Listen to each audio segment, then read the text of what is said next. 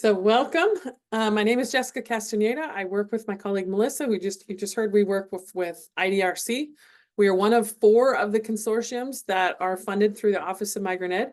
And we have 32 member states. I'm sure a lot of your states are members and some of you may not be, but we do these monthly trainings. We're on the start of year 2 of our grant cycle of a 3-year grant. So we're excited to be back, and we took a little bit of break through the summer of the webinars because we wanted to make sure recruiters had times to really focus on their work and not have so much training. So the way this works, as we do this scenarios webinar, we're going to be covering different content, and we want to make sure that you realize that your states and the policies that you have in those states. So if your supervisor tells you to do something and then you hear that we tell you something different, you can always go back to the guidance if what you're doing is against the guidance, and of course, then you're not in a safe harbor at all. But we're going to try to stay very, very general in what we're sharing, and we encourage you to, if you have questions of any policies that you do, that you can ask your supervisor, but what your supervisor says, of course, is what you need to follow. So on the poll, I'll go ahead and end that right now. We're at about 150 of you guys have participated, and I'm going to share the results with everybody. It looks like 21% of you guys have been here under a year, 27% between 2 and 4 years, 25% between 5 and 10 years, 10% between 11 and 15 years, 12% between 16 and 25, and 5% of you have been here forever. So this should be interesting because we should be able to get a lot of different thoughts. We're going to do some polls on a lot of the scenarios and get your thoughts. It is anonymous. So if you think something is for sure qualifying, we want you to put that on there. If you think it doesn't, we want to have some participation from that. I'm going to ask Melissa if she can keep an eye on the chat for me if something comes in. That way I can kind of not have as many things on my screen. So we do these scenarios webinars every so often, and these are usually based off questions that we get or off of our national assessment, and we see areas that people really are having a hard time with. And so this month, I've been getting a ton of questions on personal subsistence, if I can even say it right.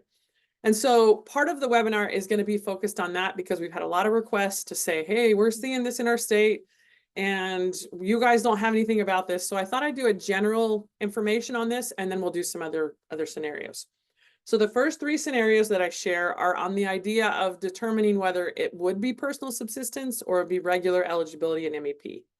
So some of you may not even be familiar with what I can't even say it, personal subsistence is, and we will talk about that. We want you to look at these first 3 situations and decide what you think. I will put the poll up on each one.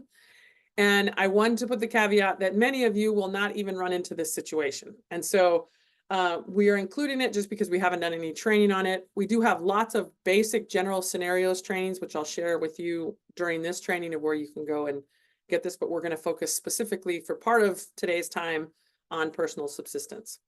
So first question, does this family qualify? And I will put a poll up here in just a second. Let me get that ready. So when I got to finish this one, and then I'll go ahead and get this one ready. Okay.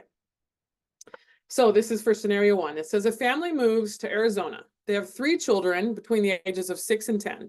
When they first arrive, they work for some friends they're staying with, and they work in agriculture. They work harvesting crops for 2 full days. At the end of the 2 days, they are told by their friends that they don't have money to pay them, but instead they can pay them with several dozen eggs. The family agrees that payment will be fine, even though it's not much, since they're letting them stay with them also. A recruiter finds them and wonders, is this personal subsistence? Does this family even qualify? And what additional information is needed? So on this poll, Melissa, can you see poll for scenario 1? In the screen popping up? Not yet. Okay, let's see if I can make sure. It says a poll has been launched. Let me see. Okay, so stop sharing. All right, I'm going to launch scenario 1. Now can you see? There it is. Okay. Yes. So I want you guys to think, the question is, do you think this family qualifies? Yes, no, and not sure. And then do you think this is personal subsistence? Yes or no, or not sure. So I'll be quiet for about a minute, and you guys just kind of think on it, think about what you see, and decide whether you agree or not.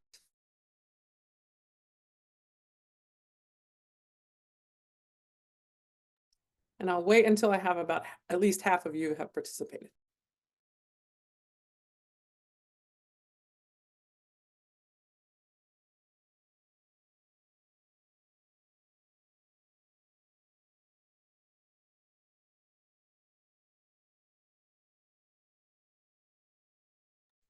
There is a question, but I'm sure you will talk about it later. Okay, so we're about 50% yes, and go ahead and put your questions in there because we will discuss those. And as we go through this, we're going to kind of look at these questions and think about it. Don't raise your hand because we won't answer, we won't unmute you or anything. You got to put your questions in the chat box. But the question is, all right, you got this family, you just met them, they've moved here and they worked in agriculture for 2 days, but yet they didn't get paid other than in eggs. And it was by the people they were staying with. So this is a little bit weird. So the question we've got here, it says, if the family agreed to the eggs as payment, does this affect anything? I'm not going to answer all the questions until I kind of walk through everything, but I want you to think about all of these different things. And so I'm going to peek and see if there's any more questions over there. So right now, interestingly enough, on the poll right now, we have about 65% of you that have participated. I'm going to share the results so everyone can see. You've got 61% of you saying yes, 15% saying no, and 24% saying they're not sure. You have 42% of you say, yes, this is personal subsistence. 28% say no, and 29% say not sure. So we're going to look at another scenario. I'm not giving you the answers yet, but I want you to think about this because this is something that's really interesting in migrant ed. We're going to talk about what personal subsistence is. And then sometimes there is the way states do things. And of course, that can come into play. So right now we're really divided. We've got a majority, a little bit of a majority saying yes. And then the other half is kind of divided of saying no and not sure. So I'm going to stop sharing that one. All right, look at another one. I know I'm not giving you answers yet, but I want you to really think about this.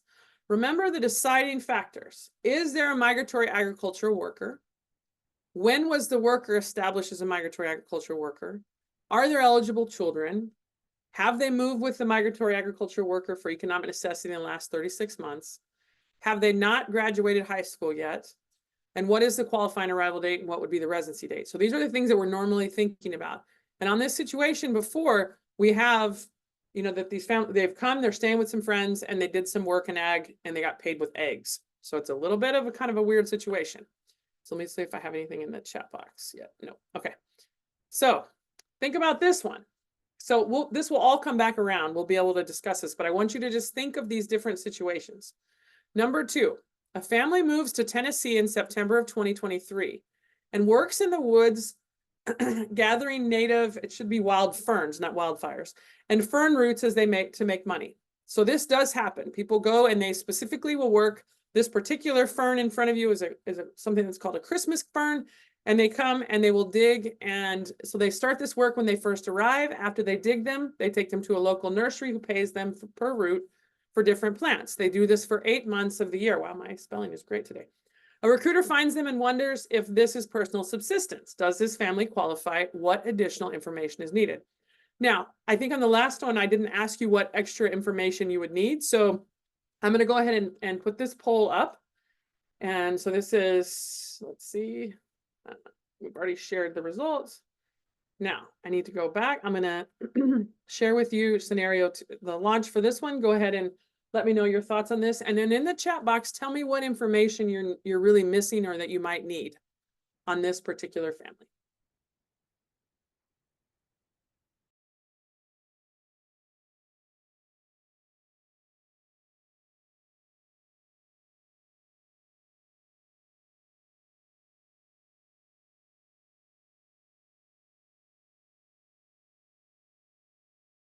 And we'll go again until you have 50%.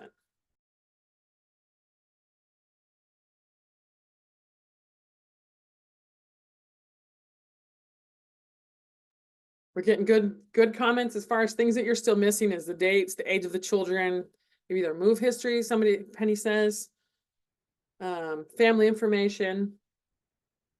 So we're at 50% right now.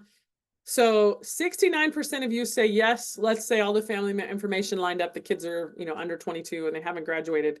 So there's a comment here. It says they need the dates, the age of the children. Do they make any other income?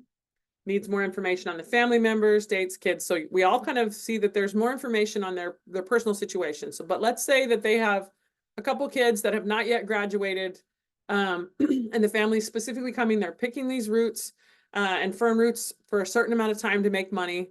And we're kind of split. We've got 37% of you say yes, this is personal subsistence.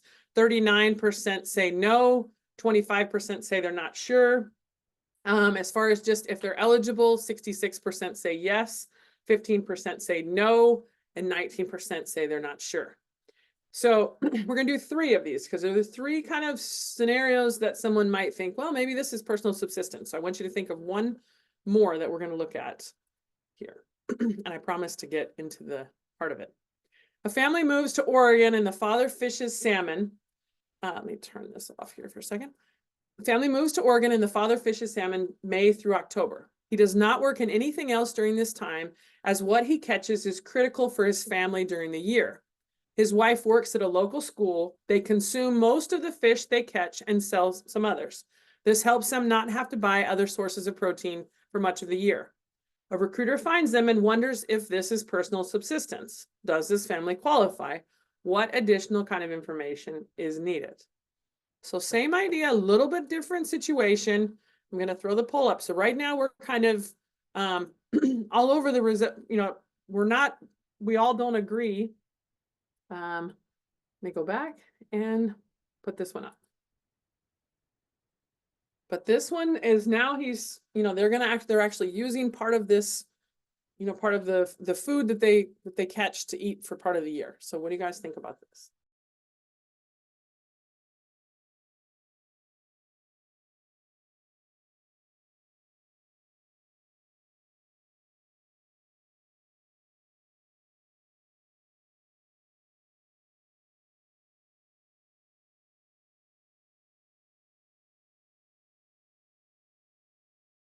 All right, we're at over 50%, so feel free to keep adding on. So right now we've got, if you need any other information, we've got a question on, how old are the kids? It says here, who are the others, the years, the kids, the date, no qualifying move. So family moves to Oregon and the father fishes salmon May through October. So we don't have what they did before. We don't know how recent it was. History of move, how old are the kids? It was important to confirm the family's primary reasons for fishing, whether primarily for consumption or for commercial purposes, and whether the father plans to continue this type of work seasonally in the future. So we've got more information. So let me end the poll and share the results so you guys can kind of see where we're at. So we got 65% of you saying yes, this family qualifies, 22% saying no, and 13% saying not sure. Do you think this is personal subsistence? We've got 74% that's the highest we've had yet for personal subsistence at that 74%, 13% saying no, and 14% saying not sure.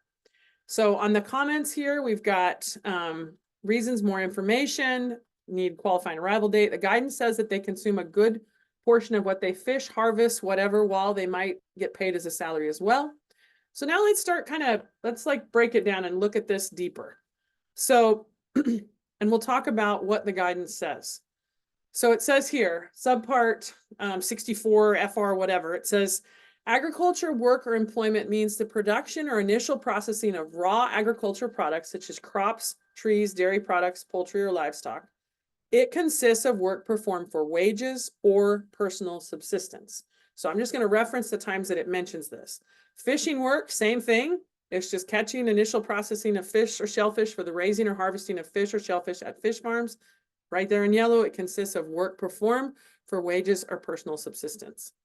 So personal subsistence means that the worker and the worker's family, as a matter of economic necessity, consume as a substantial portion of their food intake the crops, dairy products, or livestock they produce, or the fish they catch. So think about that again.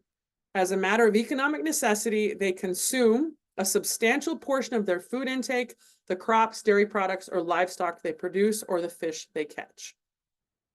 So interesting. I thought I'd give a little bit of history of why some of us really are not that familiar. It's not really a way of life that we see, but in other parts of the country, it very much is. So the subsistence way of life is a cornerstone for how food security is established in Alaska. So it says here, approximately 34 million pounds of wild foods are harvested annually by rural Alaskans, which equates to about 275 pounds per person annually.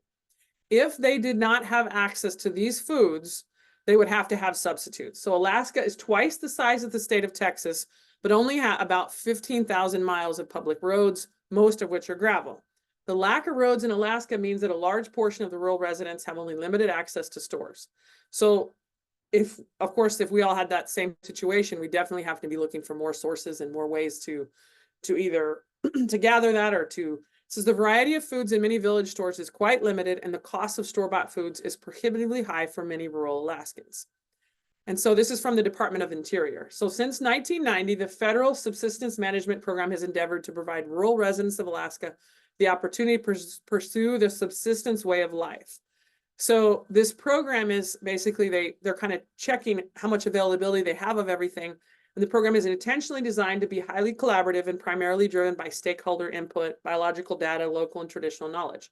So they're trying to basically see how much, it says here, find the balance between the needs of the residents to harvest and to have that subsistence that they need, and then to make sure that they can serve. So if everyone was fishing all of the fish out, then it wouldn't be able to, of course, to continue to be available. So they kind of manage that and make sure that that's not overused. Or so these are personal subsistence commodities, or the goods and activities that are necessary for human survival, but are not commonly commercialized. These commodities include food and drink, protection from the elements, carrying in company.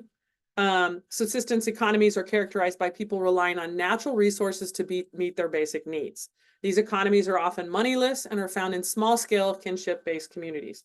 So this particular information is about Alaska. Most of us will not see this in our work. We will see maybe one or two situations, probably the whole time we work with Migrant Ed. But we have been getting a lot of questions of like, hey, that question from a state of, this guy, he just worked for a friend and he got paid in eggs for the day. Would he be eligible under personal subsistence? So states have to have their own policy as far as what this looks like and what they are. We wanted to lay the groundwork for what personal subsistence communities and commodities and ways of life, what that looks like. And then states will figure out how that works with their community. So for example, in Tennessee, where I live, the idea of many years when I was here in Tennessee, working as the project coordinator, we had families that would go out and get wildflowers out of the woods. There's bluebells, there's all of these different roots that you can get at certain times of the year and only at certain times of the year. So most of this work is done by just local people in the community that will dig ginseng and a bunch of things at certain times. So they're not really moving for it, but every now and then we would run into people that this is what they did. So it wasn't very common, it was very rare, but that they would go out and dig and then they would go get paid for that. Well, that's a little bit different than like trading for it, or that's, I'm going to consume part of that. And so as a state, we would have to decide, do they qualify? Just because it would be as if I went out and picked blueberries and came in and got paid for that particular thing.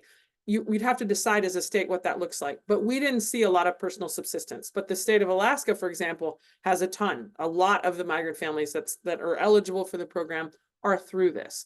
But this idea of what it is on a large scale or what it is in communities is exactly this. And so examples of personal subsistence commodities or some modes of subsistence include foraging, relying on wild plants and animals, domesticated livestock that you're kind of moving from place to place, or horticulture involves moving farm fields to find the best growing conditions. So most of these things are not really possible in a lot of our communities where you have livestock that you're moving from place to place, or that you have, that you can put your fields in one place and now you got to go somewhere else and kind of a hunter-gatherer kind of, growing in different places. Most of us will not see this at all. So here's a few questions. Here's a question that the Office of Migrant Ed answered related to one of the scenarios, which I hope will give you a good answer on that. It says, are the following activities considered qualifying work for purposes of Migrant Ed?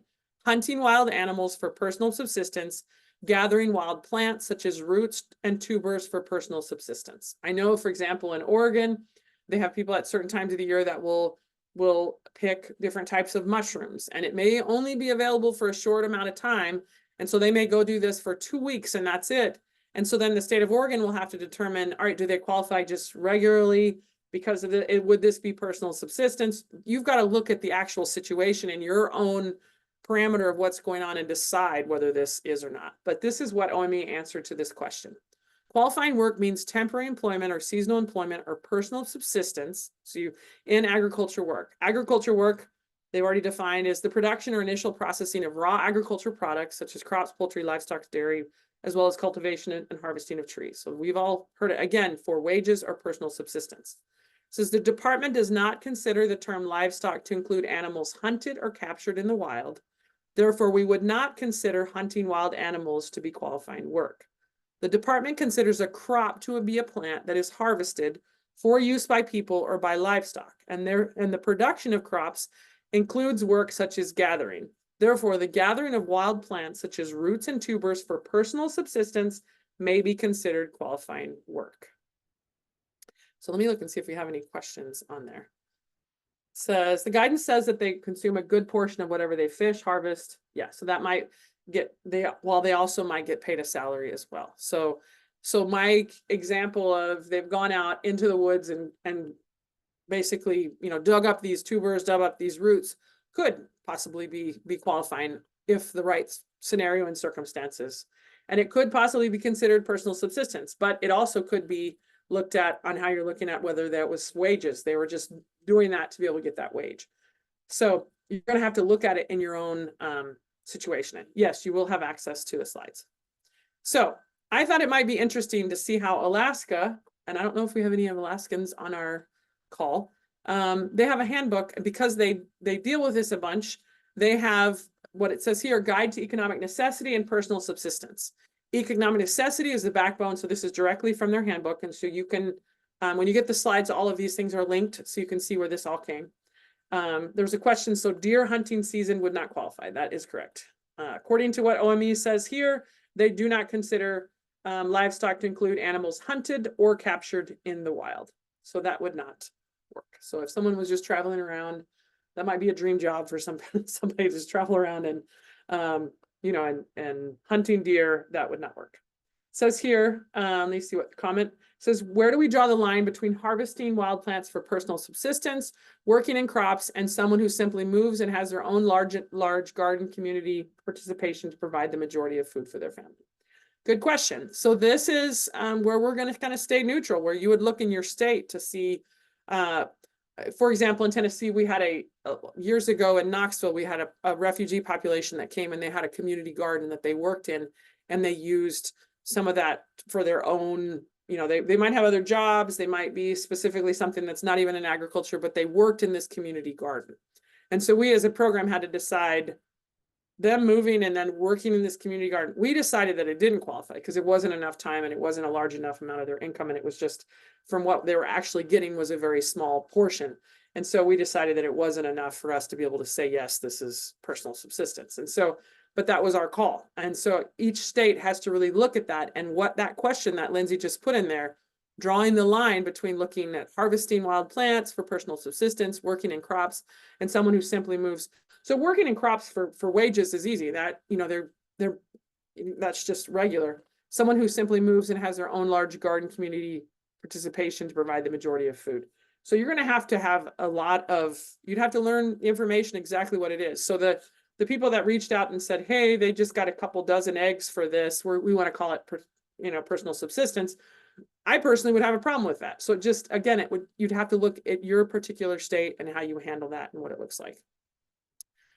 Deer processing could be qualifying. There's a question. So if you're working for a processor, let's read this again. It says the department does not consider the term livestock to include animals hunted or captured in the wild. So that's where you're going to have to look at that interpretation, is the production or initial processing of raw agriculture products. So we're looking at such as crops, poultry, or livestock. And then they go and say livestock, they're just, what is livestock? So you'll have to look specifically on there. But if it's a farm of domesticated deer that are then processed for meat, and then they give a family a whole deer as a part of the pay. So Wilson, this would be something I'm going to send back to you. You're going to have to look and see, does it look? So let's look more at what how Alaska handles that, and that might help. So specifically, they have here, they're saying personal subsistence, the worker and the worker's family, as a matter of economic necessity, consume as a substantial portion of their food intake the crops, dairy products, or livestock they produce, or the food they catch. So you can apply this back to, let's say they have a deer that they work and they get paid in one deer, and that's you're gonna have to compare it back to what that looks like for your state.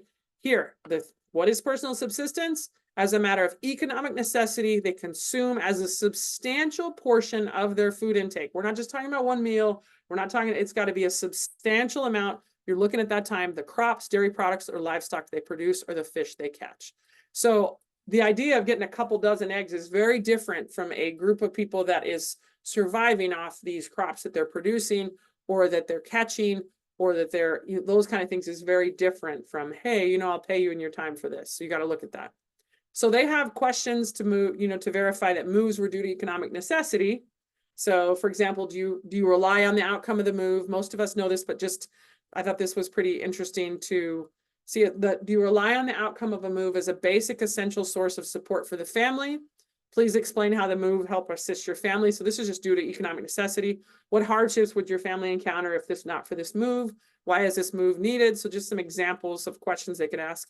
Could you please give me some examples of how this move helps your family? What basic needs could you not provide for your family if not for this move? And then they have, I think, a really helpful one to ask about possible questions to ask to obtain personal subsistence statement. How do you use the fisher berries? What do you do with these fisher berries?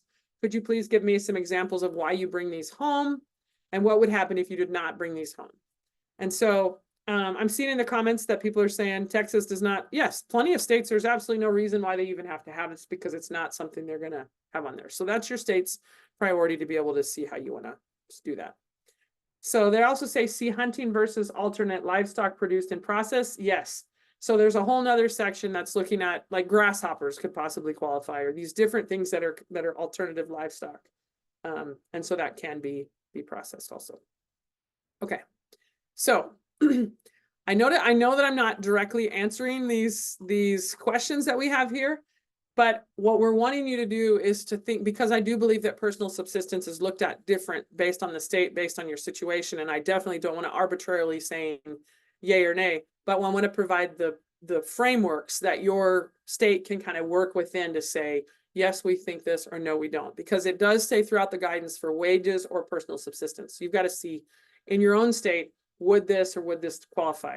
Say, going back to the basics of, is there a migratory agriculture worker? When was a worker established? And looking at that situation, any of these situations, and try to determine whether it qualifies for it. And so I'm going to give you the guidance here, and then you guys can be able to look in your own state and kind of see. It's just, we've had so many questions lately that we've also said, go back and talk to your supervisors, go back and look at your situation, because we don't know the intricacies of someone going, for example, in Oregon for a weekend to do mushrooms, or someone who this is what they do and they forage, or those that go in Florida, there's certain medicinal plants that they're going out and looking for in the woods. And there's a lot of different things that happen in ways people make money, or people, basically support themselves. So here is another situation. So it says, eligible or not. Diana, age 15, and her parents lived in Yukon, Alaska. Diana and her parents moved to Dillingham, Alaska on June 20th, 2024. For as long as Diana can remember, the family has moved to Dillingham each summer, where her father worked at a temporary job canning salmon.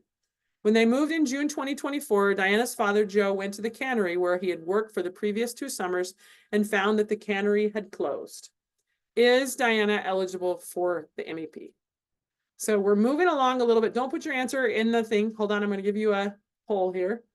Let's see, we'll put scenario 4. Go ahead and put your thoughts there.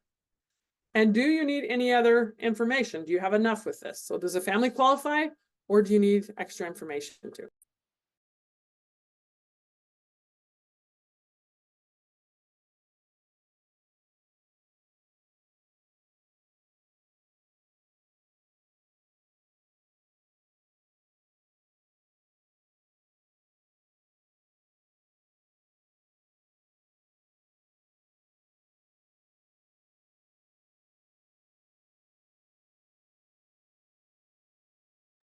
We'll wait till we get at least 50%.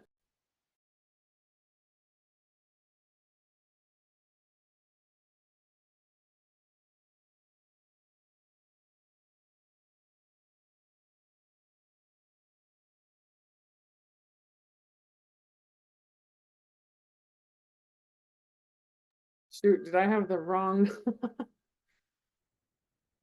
Oh, No, I see your stuff. It's I see good. my third. That's all right.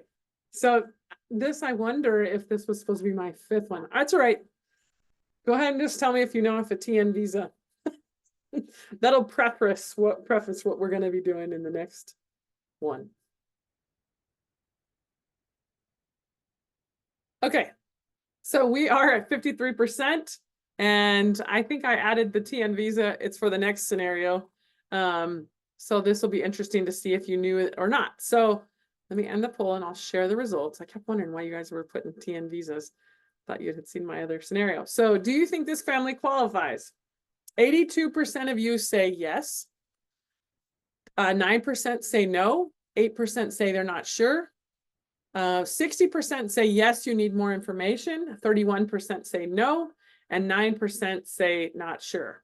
So let's discuss this one a little bit here. So those of you that said yes, I would like to know the ones that said no, why you think this family might.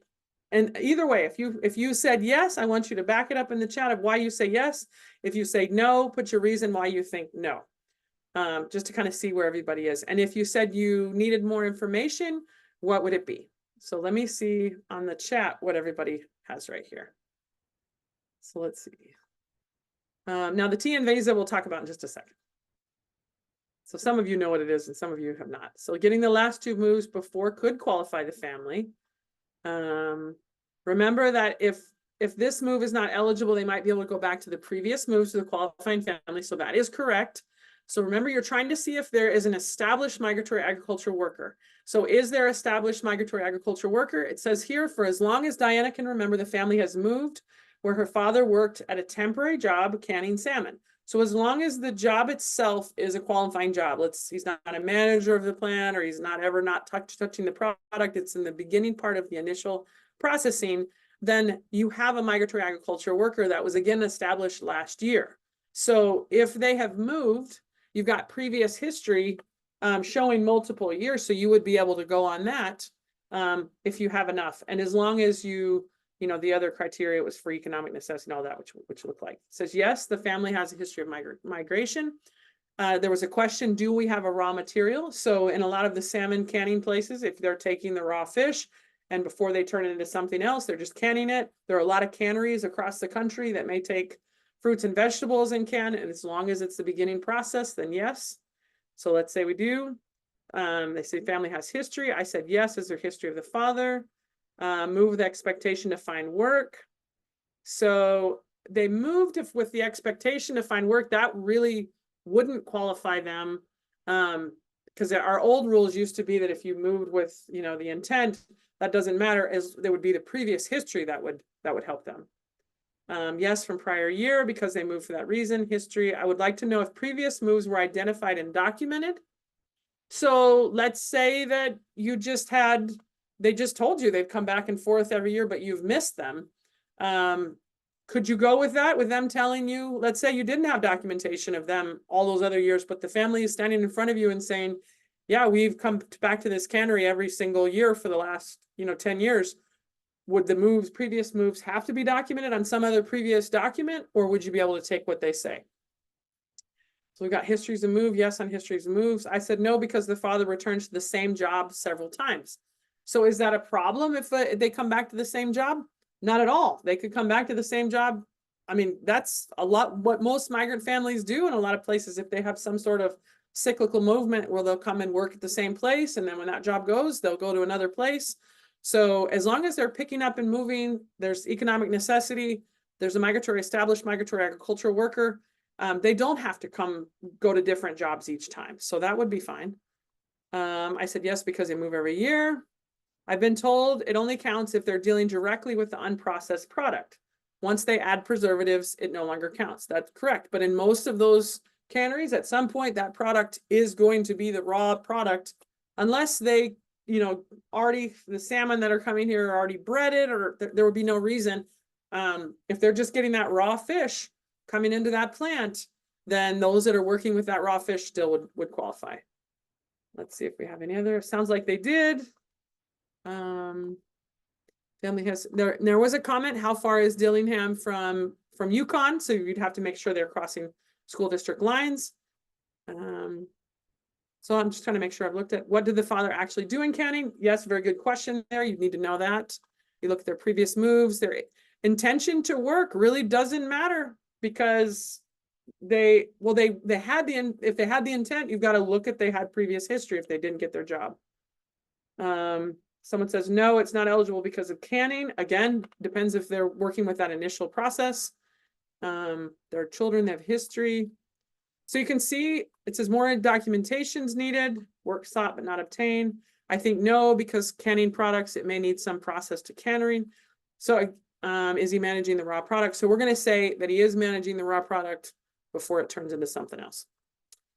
So it says, is Diana graduated? She's 15, so I don't think so. And then the question that I asked of, could you take the word of the parents if you didn't have it previously documented? That is correct.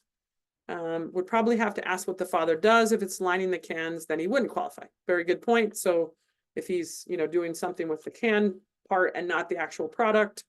So I like that everyone's kind of looking at all these different things.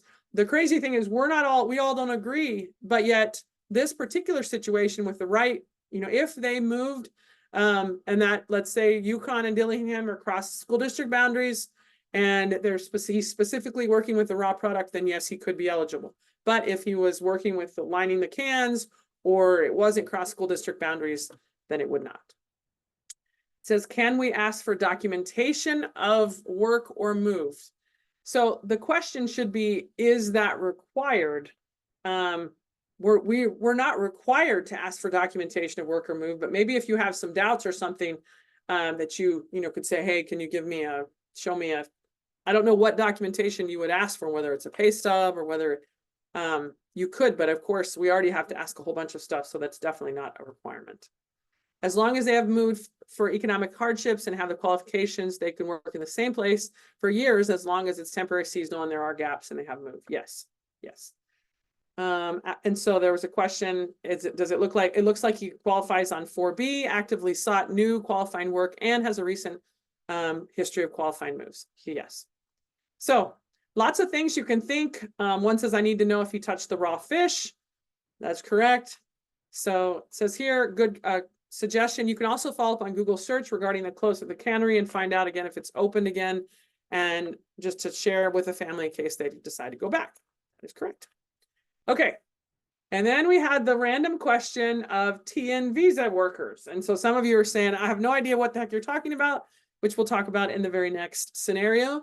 And then some of you are saying, yes, they do. And some are saying no. So we are very much split on our decisions on this one. So let me go ahead and stop sharing this. Go back. Okay. So number 5. Now we're going to talk about the TN visa. So it says Jorge Carrillo moves to Grand Island, Nebraska to work at the JBS plant. I was just in Grand Island the other day, so this was kind of a fun one to put together. He brings his family, wife, and 2 sons, 11 and 13 years old. The TN visa does sound like a Tennessee visa, but it's not. They moved from Amarillo, Texas. A recruiter finds Jorge during a break at JBS when doing a recruitment visit. Jorge tells the recruiter that he's here on a TN visa. Are his children eligible for MEP? What additional information do you need? And do you think this family qualifies? So some of you are still asking on TN visa. Some of you specifically work with TN visas all the time. So I am going to launch this and we are going to tell you, see, I totally mixed up my things. So just, it's not personal subsistence. This is definitely not a personal subsistence question, but do you think this family qualifies? Yes or no? So it's a TN visa. You can Google it if you want, and we'll talk. I'll share exactly what a TN visa. We're seeing more and more of these across the country, and so it's something to think about. So I'll be quiet for at least a minute.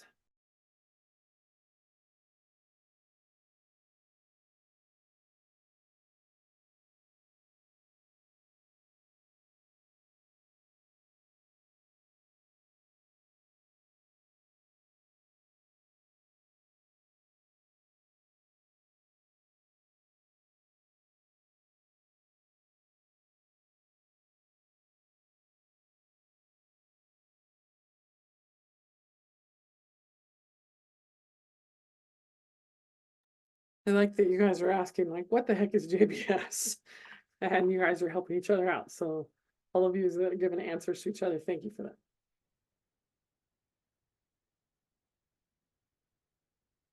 Almost at, we're 46%. So a little bit more. Got 143 of you guys that are participating. Almost to 50%. Okay. So 65% of you say yes. 6% say no. 30% say they're not sure. And then 11% of you say this is personal subsistence. I have not taught anything if you think that that's personal. So this is not personal subsistence in any way.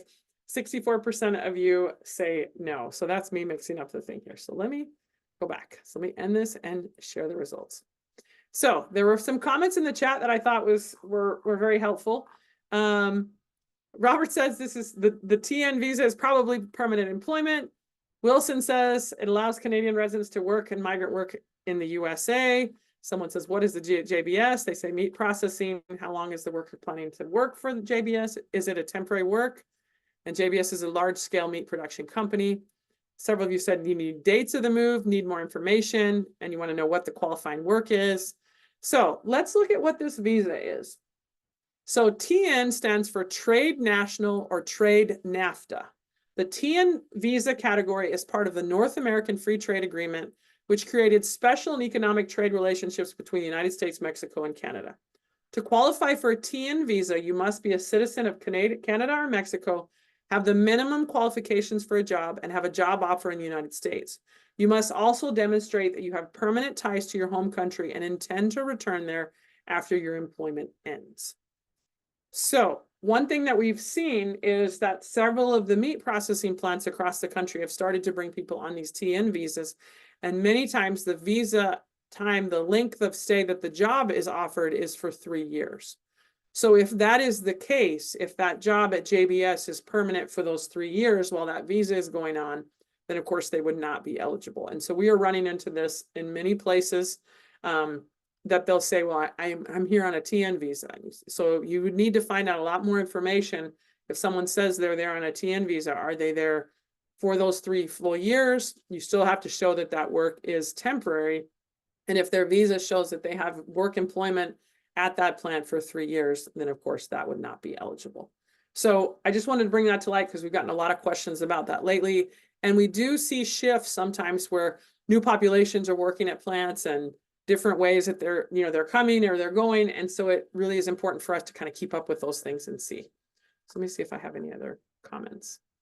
TN visas, aren't they tied to NAFTA professions? So a lot of times they may be considered like a higher skilled profession. Like you may have some of them that have more skills in their home country than they're able to use here. And so they're able to get that. But it is NAFTA professions, but many of the plants are using those.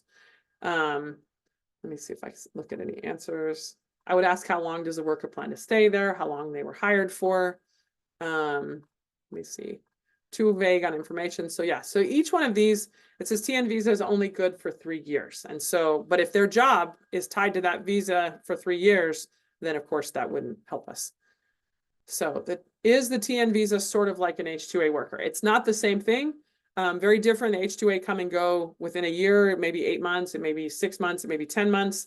The TN visa, they can literally stay there much longer without having to go back. Is a TN visa a permanent visa? It is a 3-year visa, up to 3 years, and they would have to reapply. So it's not a permanent, they wouldn't stay. And so they might only have 1 year. Is that possible? It could be possible. It's rare because most of the time that's tied to their employment. But you want to make sure that you get that information. If they go back and forth, says Sarah, it's vacation. So if they are working and they have that visa and they give them, I just flew on the plane, for example, the other day when I was coming back from Grand Island with a guy from Guatemala that was there specifically on that type of visa. He was not a TN visa. No, he was from, that was a different guy. I was just thinking he's from Guatemala, but he was on a different type of visa, and that it was tied to his work. But he was allowed to come and go, but he had to get permission to be off of work. So that wouldn't help. He's got a permanent job.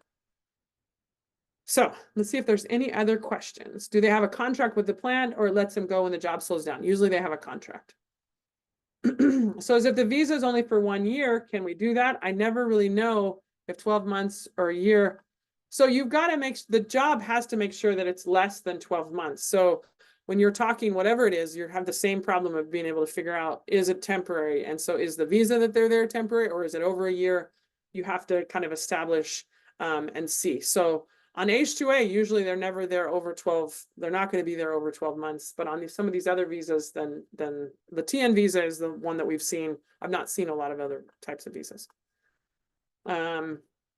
What if the workers are moved around to different counties and they start up in another location? So that, I mean, that happens with H-2A. But usually these TN visas are very much tied to the specific employment that they have, and a plant. These workers we've not really seen moving all over the place, but it would be different. Are there tiers for the TN visa based on job classification? Are they usually all typically? Usually they're all typically 3 years, and they have to have certain professional kind of type grade class qualifications in order to get the visa, but usually they're up to 3 years. What happens if we don't disclose, if they don't disclose and find out later? Well, that you want to be as you'll start seeing trends in your area. If it's not something you're seeing and nobody's ever heard of it, then those plants are probably not using it. But you'll start seeing that there'll be someone say, oh, I'm here on the TN visa. And you'll think, what is that? And she'll have to learn and see the specifics of how that's being used in your area. Can you define over a year? Sarah, you're gonna, if someone is here for 1 year, 1 year, 365 days, is that okay? So that is, I would say, it's if the job is supposed to last less than a year. And I know that OME has been specific with us to say, well, you know, if their QAD, if they came on August 1st, 36 months from them, you know, that is going to be, or let's say they came on August 15th, 3 years from that is going to be the day before that, you know, August 14th, 3 years from now. I don't know. You're going to have to look at your state and define that, but that's supposed to be temporary, not lasting over a year. So I'm being recorded, so I got to make sure that you guys have to decide that. So it has to be less than a year. Exactly. For example, every year our workers in chicken farms have to completely stop working for 2 months or 3 months while the chickens are sold and cleared out and younger hens are used them. In that time frame, the workers have to move to some seasonal job in another county and take them. Not every job is guaranteed for a whole year, even though it is temporary season. Yeah, that's a good example. 367 days is over a year, says Genoveva. So hopefully that helps. All right, I want to share a few things that we have related to scenarios and related to information that you guys can use that maybe not everybody's aware of. So if you go to our website, under recruiter resources, we have some brand new videos that we suggest that you check out over here. But before that, I'm gonna share 2 different things. We have some scenarios. Maybe you're thinking I'm going off on a tangent today, which I kind of have been. And you just want just basic eligibility refreshers. So I'm going to drop this in the chat box. All of you can see this. This is on our YouTube page. These are ones that we've done in the last year or two. And you can kind of see that there are either difficult situations. We're going to be adding a whole bunch of new scenarios, short one situation scenarios that you can kind of see that'll be added to our YouTube page. That is on the resource page. Let's see if I can share. That where I found that was under recruiter resources. And then you scroll down and you can see scenarios practice. Now, the other thing is here in the middle, we have something called mini quizzes and IDNR eligibility factors. So one of the things that we're kind of seeing nationally is that sometimes in some places, a supervisor is brand new to MigrantEd and then a new recruiter is hired and they're not able to get as much training as they might need. And so we do not want this to take the place of anyone's training. We want it to add to it. So we have a general eligibility factors video that takes about 31 minutes that you can just listen to that we'll walk through and share. And then we've got it broken down. Maybe you're just confused on subsequent moves and you just want to look at the slides that are just about subsequent moves. What is that? How do I understand? Or maybe you're the new trainer and you need some materials to be able to walk through and kind of look at all the eligibility factors. So that is included here. And then we have a general eligibility screener. So the eligibility screener is something you take, you get the results, nobody else gets that. And it just gives you scenarios and it gives you instant feedback afterwards on what you got right, what you got wrong, and why you got right or wrong. And then when you take that general eligibility screener, it will break down how your score is. And maybe your score in qualifying moves was only 25%. So then you can go in here and take these mini quizzes to be able to just practice just those scenarios, just things that are related to qualifying moves or QADs. So these are all available for you guys to all access at any time. Let me drop this in the chat box. And we suggest that you use those if, just to make sure that you're comfortable with that. But we have some brand new resources called Resources to Understand Agriculture. We're kind of worried that some of the stuff that we put out is not getting down to all the recruiters. And you guys may hear us, once a month or so.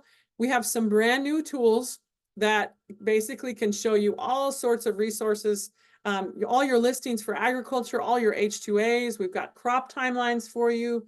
We've got farm worker numbers. We've got an agriculture visualization tool by county that tells you the acreage of everything that's happening, whether you've got orchards or what types of crops are being grown or how many cows are in the area.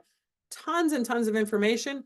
We hope that you know that it's there. But for those of you that are supervisors that are wanting to push this information out and maybe you're not exactly sure how to explain it, we're doing these short videos to explain exactly what the resource is. And then you can go over here and find it on the website and to be able to use it and access it. So I hope that that's something everyone knows how to find. And so we'll continue to add to that. We'll continue to have those on there for you.